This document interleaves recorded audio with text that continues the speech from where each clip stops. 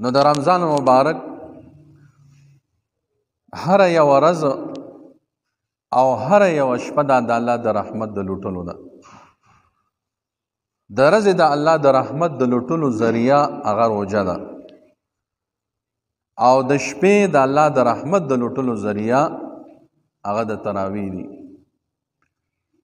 نو د ورځې د الله رب العزت د لوټلو ذریعہ دا روژه ده. دا څنګه؟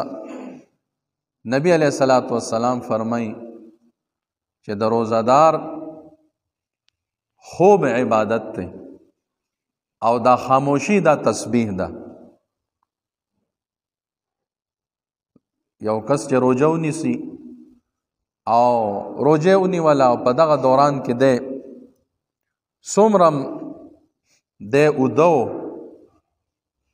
دغه ټول وخت د خوب ده دام عبادت کې شمار شي. او دا رنګه که دا کس ویښ وي سکار روزګار کوي او په دې ژبه باندې دی بېهوده لایانی فضول خبرې نه کوي، خاموش وي، نو چې دی دا سا اخلي په هر یو سا باندې د سبحان الله برابر ثواب د عمل نامه کې لیکل کېږي. یو سا باندې دا څومره د الله رب العزت د رحمتونو هغه باران راوریږي په یو مؤمن مسلمان چې دی روژه ونیسي.